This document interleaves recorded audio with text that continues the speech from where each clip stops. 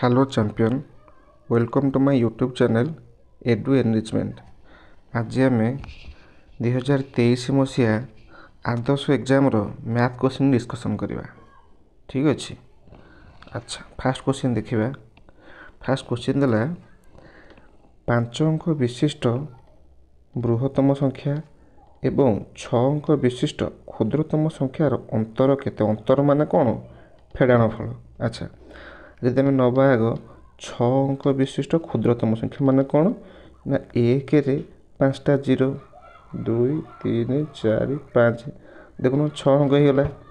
Then नवा कौन ना 5 अंक विशिष्ट बृहत्तम संख्या माने केते 5टा 9 1 2 3 4 5 हो गला।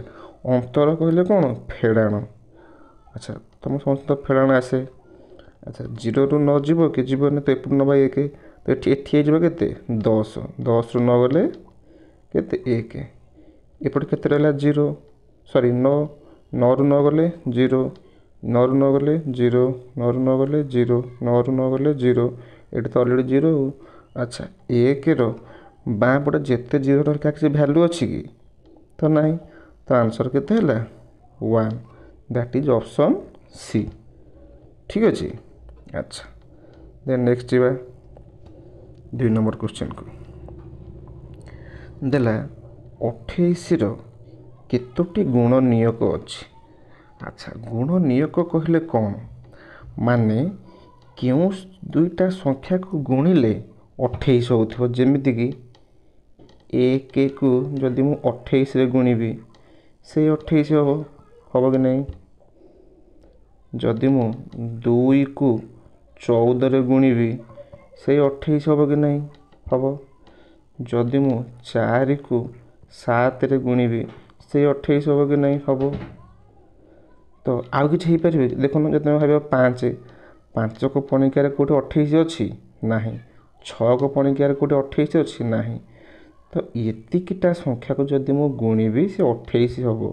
से पचारा केतोटी गुण नियोग 1 2टा 3टा 4टा 5टा 6टा।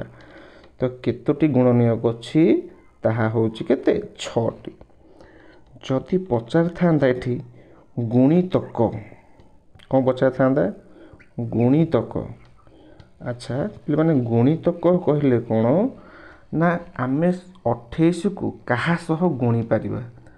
गुणितक असंख्य हो पार माने 28 को आम 100 200 300 400 500 600 700 एमती हजार हजार नंबर सह गुणी पार जहाँ को आम कौन कहवा गुणितक। ठीक अच्छे। अच्छा, नेक्स्ट जीवा थर्ड क्वेश्चन देला 1 रु 50 मध्य केतोटी मौलिक संख्या अच्छी। अच्छा, इथे आम जानिबा कौन मौलिक संख्या कौन। ठीक अच्छे, मौलिक संख्या टिके गुड। अच्छा, मौलिक संख्या कौन। अच्छा, मौलिक संख्या कहले जार केवल 2टी मात्र फैक्टर रहिबो से संख्या निजे एवं 1। अच्छा, उदाहरण कौन जमती मु कहबी 3। अच्छा, 3 रो फैक्टर किए कि हो पारे 1 हो पार 3 हो पार। जमती मु कहबी 5 5 रो किए हो पार 1 हो पार 5 हो पार। जमती मु कहबी 2 2 रो किए हो पार 1 हो पार 2 हो पार। या आम कौन कहे मौलिक। मौलिक संख्या माने जार केवल 2टी मात्र फैक्टर रहिबो 1 आउ एवं से संख्या निजे। देखो ये सब देख सब 1 अच्छी से संख्या निजे अच्छी 1 अच्छी से संख्या निजे अच्छी ताकि आम कौन कहे मौलिक संख्या जहाँ को इंग्लीश में आम कौन कहे ना प्राइम नंबर। अच्छा, जब पचारा कंपोजिट नंबर बा यौगिक संख्या कंपोजिट नंबर जी प्राइम नुह से कंपोजिट नंबर जमीती कि 4 देख न 4 रो कौन 1 2 4 3टा फैक्टर जार ଦୁଇରୁ ଅଧିକ ମାନେ ଦୁଇଟି ଫ୍ୟାକ୍ଟରରୁ ଅଧିକା ଆସିବ ତାକୁ ଆମେ କ'ଣ କହିବା କମ୍ପୋଜିଟ୍ ନମ୍ବର ରାଇଟ୍। ଆଚ୍ଛା ତ ଏଠି ଦେଲା କ'ଣ ନା 1ରୁ 50 ମଧ୍ୟରେ କେତୋଟି ମୌଳିକ ସଂଖ୍ୟା ଅଛି ତାର ଆନ୍ସର ହେଉଛି କେତେ 15। ଆନ୍ସର କେତେ 15। ଆଚ୍ଛା ହଁ ପିଲାମାନେ ଆମର ଯେଉଁ 1 2 3 ଏଠି କ'ଣ ନା 1ଟା କେବେ ପ୍ରାଇମ୍ ନମ୍ବର ନୁହଁ କି କମ୍ପୋଜିଟ୍ ନମ୍ବର ବି ନୁହଁ। 1ଟା ପ୍ରାଇମ୍ ନୁହଁ କି କମ୍ପୋଜିଟ୍ ନୁହଁ ଠିକ୍ ଅଛି। ହଁ ତମେ ଭାବିବ ଯେତେକ ପ୍ରାଇମ୍ ନମ୍ବର ବା ଯାହା କହୁଛି ମୌଳିକ ସଂଖ୍ୟା ତାର ଉଦାହରଣ କ'ଣ କ'ଣ ନା ଯେମିତିକି 2 3 5 7 11 13 ରାଇଟ୍ 13 17 19 ତମେ ଭାବୁଥିବ କ'ଣ ନା ସବୁତକ ପ୍ରାଇମ୍ ନମ୍ବର ବା ମୌଳିକ ସଂଖ୍ୟା ସବୁ କ'ଣ ନା ଅଡ୍ ନମ୍ବର ନା କିନ୍ତୁ ଓନ୍ଲି 2 ଯିଏକି ଗୋଟାଏ ମାତ୍ର ଇଭେନ୍ ନମ୍ବର ଯିଏକି ପ୍ରାଇମ୍ ନମ୍ବର ଆଉ ଏହା ସବୁଠୁ ହେଉଛି କ'ଣ ସାନ ଠିକ୍ ଅଛି।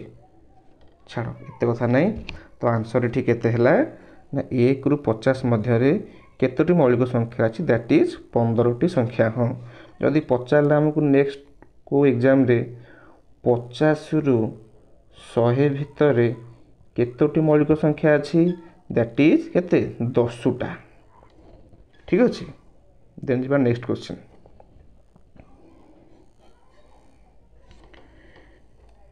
ନିମ୍ନୋକ୍ତ ମଧ୍ୟରୁ କେଉଁ ଦୁଇଟି ଯମଜ ମୌଳିକ ସଂଖ୍ୟା ଅଛନ୍ତି? ଯମଜ ମୌଳିକ କହିଲେ ପ୍ରାଇମ୍, ଯମଜ କହିଲେ ଟୁଇନ୍ ପ୍ରାଇମ୍। ଟୁଇନ୍ ପ୍ରାଇମ୍ ଯାହାକୁ ଆମେ କହୁଛେ ଟୁଇନ୍ ପ୍ରାଇମ୍ ନମ୍ବର କିଏ? ଆଚ୍ଛା ତ ଜେନ୍ୟୁନ୍ କଥା ସେ ମୋଷ୍ଟ ପ୍ରାଇମ୍ ନମ୍ବର ହୋଇଥିବ। ଟୁଇନ୍ ପ୍ରାଇମ୍ ମାନେ ସେ ଗୋଟେ ହଳି ହଳି ହେଇକି ଥିବେ। ଯେମିତି ଉଦାହରଣ ମୁଁ ଦେବି 3 5 ଠିକ୍ ଅଛି 5 7 11 13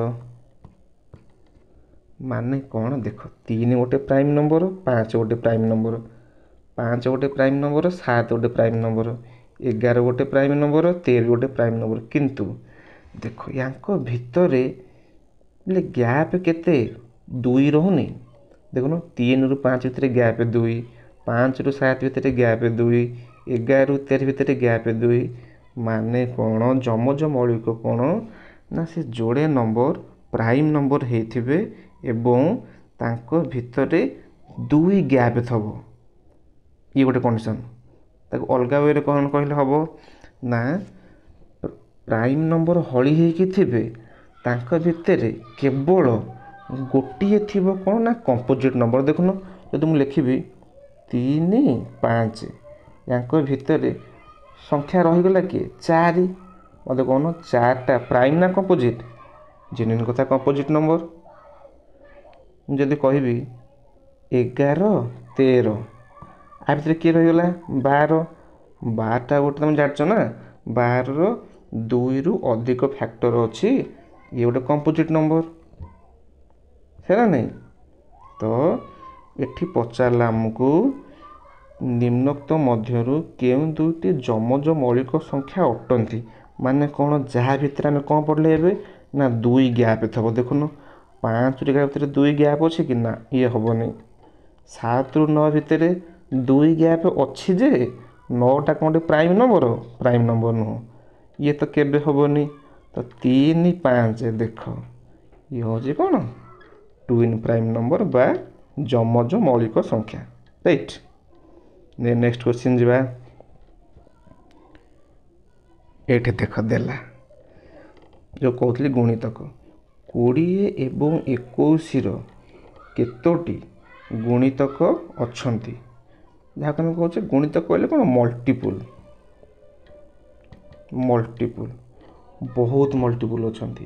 ତ ଉତ୍ତର କ'ଣ ଏଠି କୌଣସିଟି ନୁହେଁ ଠିକ୍ ଅଛି। ଦେନ୍ ନେକ୍ସଟ କ୍ୱେଶ୍ଚିନ୍ ଯିବା। କେଉଁ କ୍ଷୁଦ୍ରତମ ସଂଖ୍ୟାକୁ 2, 3, 4 ଦ୍ୱାରା ଭାଗ କଲେ ପ୍ରତ୍ୟେକ ସ୍ଥଳରେ ଭାଗଶେଷ 1 ହେବ। ଆଚ୍ଛା, ହେଲେ ଏ କୋଶ୍ଚିନ୍ଟିକୁ ଆମେ ଅପସନ୍ ଥ୍ରୋ ଯଦି କରିବା, ମନେକର ମୁଁ ଅପସନ୍ ବି ନେବି 13 ନେଲି। ଦେଖ ସେ କହିଲା କ'ଣ, ଯଦି ମୁଁ ପ୍ରତି ସଂଖ୍ୟାକୁ 2 ମାନେ ଯେଉଁ 13କୁ 2 ଆଉ 3 ଆଉ 4ରେ ହରିବି, ମୋର କେତେ ଭାଗଶେଷ ଯେମିତି 1 ରହୁଥିବ। ଦେଖୁନ, ଯଦି ମୁଁ 2ରେ ହରିବି 212, ଭାଗଶେଷ କେତେ 1 ରହୁଛି। ଯଦି ମୁଁ ସେମିତି 13କୁ 3ରେ ହରିବି, ଯଦି ମୁଁ 13କୁ 3ରେ ହରିବି 3 ଚଉ 12, ବଳିଲା କେତେ 1, ସାଟିସ୍ଫାଏ କରୁଛି। ଯଦି ମୁଁ 13କୁ 4ରେ ହରିବି 4 3 12, ବଳିଲା କେତେ 1। ତାମାନେ ଯଦି ମୁଁ 13କୁ 2ରେ ହରିବି କି 3ରେ ହରିବି କି 4ରେ ହରିବି, ପ୍ରତି କ୍ଷେତ୍ରରେ ମୋର ବଳକା କେତେ ରହିବ 1। ତ ଆନ୍ସର୍ ଏଠି କେତେ ନା 13, ଅପସନ୍ ବି, ରାଇଟ୍। ଦେନ୍ ନେକ୍ସଟ କ୍ୱେଶ୍ଚିନ୍। ଆଚ୍ଛା, ଗୋଟିଏ ବସ୍ରେ 58 ଜଣ ପିଲା ଯାଇପାରନ୍ତି।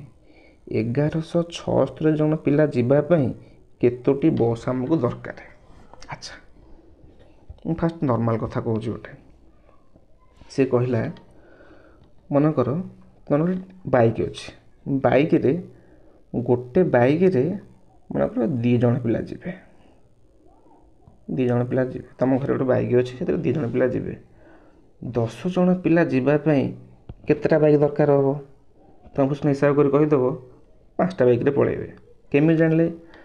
ଯଦି ଆମେ ଜାଣିଲେ 2 ଜଣ ଗୋଟାଏ ବାଇକ୍ରେ ଗଲେ 10 ଜଣ ପାଇଁ ଆମେ କ'ଣ କରିବା ନା 10 ହରଣ 2, ଏଇଟା କେତେ 2 5 10, କେତେ ହେଲା 5ଟି ବାଇକ୍। ସେମିତି 58 ଜଣ ପିଲା ଗୋଟାଏ ବସ୍ରେ ଯାଆନ୍ତି। 1176 ପିଲା ଯିବା ପାଇଁ କ'ଣ କରିବା ନା 1176 ହରଣ 58, ହରିଲେ କେତେ ହେବ answer? That is option A 20। ଠିକ୍ ଅଛି। ଦେନ୍ ନେକ୍ସଟ କ୍ୱେଶ୍ଚିନ୍ ଯିବା। 6 ଜଣ ଶ୍ରମିକ 6 ଦିନରେ 6ଟି କାମ କରନ୍ତି। ତ ସେମିତି 5 ଜଣ ଶ୍ରମିକ 5 ଦିନରେ କେତୋଟି 5 ଜଣ ଶ୍ରମିକ 5ଟି କାର୍ଯ୍ୟ ସମ୍ପାଦନ କରିବାକୁ କେତେ ଦିନ ସମୟ ନେବେ? ଆଚ୍ଛା, ଦେଖ, ମନେକର ତମ ଘରକୁ 6 ଜଣ ଲୋକ କାମ କରିବାକୁ ଆସିଲେ। ତମର 6ଟା ନଡ଼ିଆ ଗଛ ତମ ବାଇରେ ପୋତା ହେବ। ସେଇ କାମ କ'ଣ କଲେ ନା 6 ଦିନରେ କଲେ। ତାମାନେ ଦେଖ, ଏଠି ଗୋଟେ ଲୋକ ଗୋଟେ ଗଛକୁ ପୋତିବାକୁ ତାକୁ 1 ଦିନ ଟାଇମ୍ ଲାଗିଲା। ତାମାନେ ପ୍ରତିଟି ଲୋକ ସେ ଗୋଟାଏ ଦିନ ଆସିବେ, ଗୋଟିଏ ଦିନରେ କେବଳ ଗୋଟାଏ ଗଛ ପୋତିକି ଯିବେ। ସେମିତି ଦେଲା 5 ଜଣ ଶ୍ରମିକ 5ଟି କାମ କରିବା ପାଇଁ ବା 5ଟି ଗଛ ପୋତିବା ପାଇଁ ତାଙ୍କୁ କେତେ ଟାଇମ୍ ଲାଗିବ? ଅବଭିୟସ୍ଲି ଜେନୁଇନ୍ କଥା, କେତେ 5 ଦିନ। ତ ଆନ୍ସର୍ ଏଠି କେତେ ହେବ? 5 ଦିନ, ରାଇଟ୍। ଦେନ୍ ଯିବା ନେକ୍ସଟ କ୍ୱେଶ୍ଚିନ୍। ନିମ୍ନୋକ୍ତ ମଧ୍ୟରୁ କେଉଁଟି ଏକ ଲଘିଷ୍ଠ ଆକାର ଥିବା ଭଗ୍ନ ସଂଖ୍ୟା? ଆଚ୍ଛା, ଲଘିଷ୍ଠ ଆକାର ମାନେ କ'ଣ? ସିମ୍ପଲେଷ୍ଟ ଫର୍ମ ମାନେ କ'ଣ ନା ଯାହାକୁ ଆମେ ଆଉ କିଛି ଭାଙ୍ଗି ପାରିବାନି କି ତାକୁ ଛୋଟ ଆଉ କେବେ କରିପାରିବାନି। ଦେଖୁନ, ଯଦି ମୁଁ ନେବି 3/12, ଆଚ୍ଛା 3/12କୁ କାଟି ହେବ, ଆଉ ୟାକୁ କାଟିଲେ କେତେ ହେବ ନା 1/4 ହେବ। 4/6କୁ କାଟି ହେବ, 3/18କୁ ଭାଙ୍ଗି ହେବ। କିନ୍ତୁ ଦେଖ 3/4 ୟାକୁ ଆଉ କିଛି ଭାଙ୍ଗି ହେବ କି? ହେବନି। ତ ଆନ୍ସର୍ କିଏ ନା ଅପସନ୍ ଡି। ଦେନ୍ ନେକ୍ସଟ କ୍ୱେଶ୍ଚିନ୍। ରାମ ଗୋଟିଏ କେକ୍ର 1/3 ଅଂଶ ଖାଇବା ପରେ ଅବଶିଷ୍ଟ ଅଂଶର 1/4 ଅଂଶ ହରିକୁ ଦେଲା, ଆଉ କେତେ ଅଂଶ ବଳକା ରହିଲା? ଭଲ କ୍ୱେଶ୍ଚିନ୍ଟା ଦେଖ। ଆଚ୍ଛା, ସପୋଜ୍ ମୁଁ ନେଇଗଲି ଗୋଟାଏ କେକ୍ରୁ କେତେ ଅଂଶ ଖାଇବା ପରେ ହରିକି ଦେଲି ନା 1/3। ମୁଁ 1ରୁ 1/3କୁ ମାଇନସ୍ କରିବି। ଟିକେ ମୁଁ କ'ଣ କଲି ना 1/3 1 रु 1/3 को मुझे कौन माइनस करी हले के हम ना 3 3 के 3 माइनस 1 दैट इज के 2/3 वो रहा के 2/3 2/3 अंश को मु कौन करी ना 2/3 अंशर 1/4 अंश हरि को देवी तापर मु कौन करी ना 2/3 केते अंश ना 1/4 गुण दैट इज काटिले केते हबो 2 केते 1/6 हबो। अच्छा 1/6 अंश मु कौन करी ना क्या देवी हरि को देवी हरि को देला परे मो पाखे केते बढ़िबो। अच्छा 2/3 थिला से मु केते देदेवी ना 1/6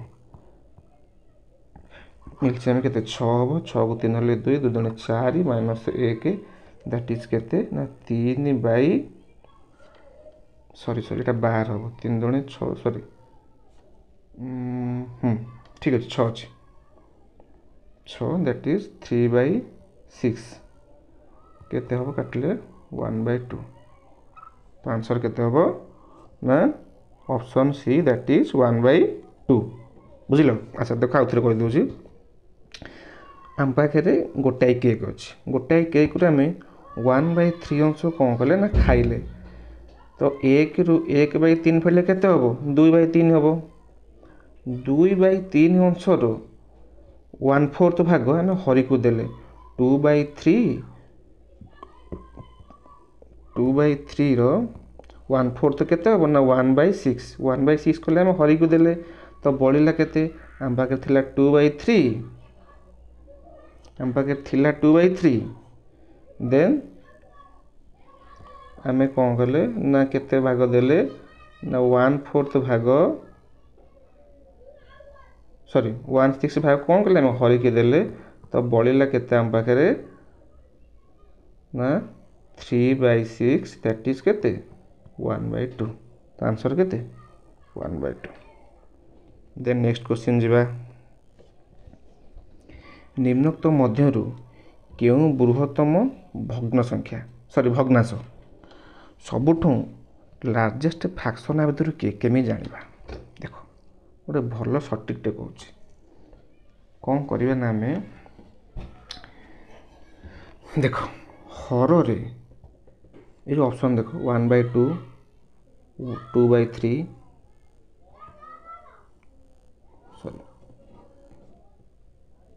3/4 4/5 ये जो हर रे जो संख्या अच्छी तार आम एलसीएम नहीं जा लसा को नहीं जा लसा कौन ना 2 3 4 5 आर लसा केते हम 60 60 को कौन करवा प्रति संख्या सह गुणीदबा ठीक अच्छे प्रति संख्या सह गुणीदबा 60 को माने 1/2 को 60 रे गुणीदबा केते हम 30 हम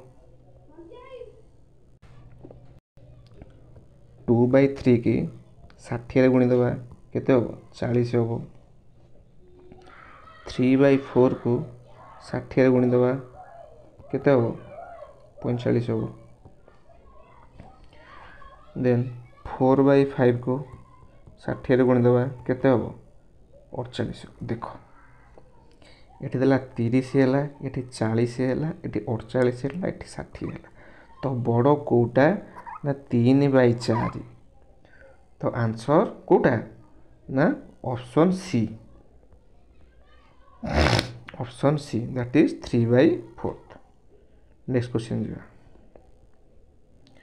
निम्नोक्त मध्यरु केउटी एक यौगिक संख्या नुहे अच्छा तो मुझे कही फास्ट रू मौलिक किए यौगिक किए मौलिक कहले प्राइम नंबर यौगिक कहले कंपोजिट नंबर पचार नुहे यौगिक नुहे माने कौन से मौलिक हो अच्छा देखो 4टा गोटे यौगिक संख्या 9 भी गोटे यौगिक संख्या अच्छा 1 टा कौन मौलिक नुह कि यौगिक नुह तो आंसर ये कौन कौन सी नुहे क्लियर। नेक्स्ट क्वेश्चन गोटे समबाहु त्रिभुज सॉरी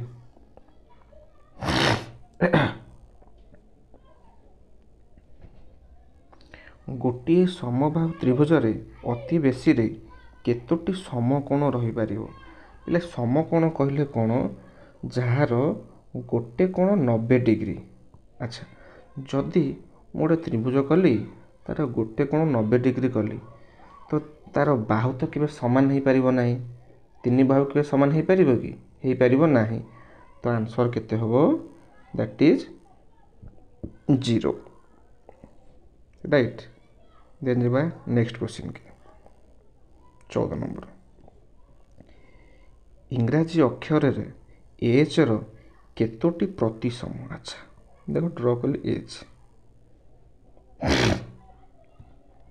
ସେ କହୁଛି ଆମେ ଏଚ୍କୁ ଏମିତି କାଟିବା ଯେମିତି ତା'ର ଉଭୟ ପଟେ ସମାନ ରହିପାରିବ। ତ ଆମେ କେତୋଟା ଉପାୟରେ ବା କେତେ ଥର କେମିତି କାଟିପାରିବା? ଦେଖ, ଯଦି ମୁଁ ଏଚ୍କୁ ଏମିତି କାଟିଲି, ଦେଖୁନ ଏ ଫାଳଟା ଯେମିତି ଦେଖାଯାଉଛି, ଏ ଫାଳଟା ସେମ୍ ଦେଖାଯାଉଛି, ହଁ କି ନା? ଆଚ୍ଛା, ପୁଣି ମୁଁ ଡ୍ର କରିବି। ଯଦି ମୁଁ ଏଚ୍କୁ ଏମିତି କାଟିବି,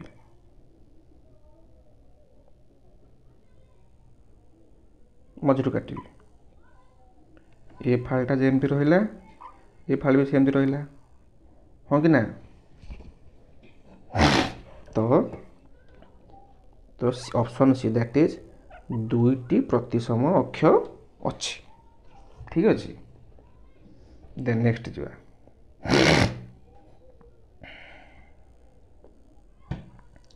15 ନମ୍ବର ଦେଲା କ'ଣ ନା, ଆମକୁ ସେ ଅକ୍ଷରରେ ଦେଇଛି, ତାକୁ ଆମେ ସଂଖ୍ୟାରେ କନଭର୍ଟ କରି ତା'ର ହିସାବ କରିବା। ଦେଲା କ'ଣ ନା 3,04,560 ସହ 3,04,9 ଯୋଗ କଲେ ଯୋଗଫଳ କେତେ ହେବ? ଆଚ୍ଛା ଦେଖ, ଫାଷ୍ଟ ହେଲା କ'ଣ? 3,04,560। ଦେଖୁନ 3,04,560, ତାପଟେ କେତେ ଦେଇଛି?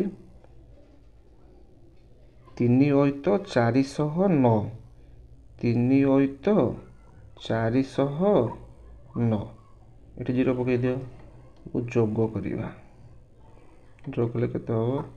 9, 6, 9, 4, 3, 3, 6। ତ ଆନ୍ସର୍ କେତେ ହେଲା? 6, 4, 9, 6, 9। That is 6, 4, 9, 6, 9। That is option A, right. ତ କ୍ଲାସ୍ଟି କେମିତି ଲାଗିଲା କମେଣ୍ଟରେ ଜଣାଇବେ।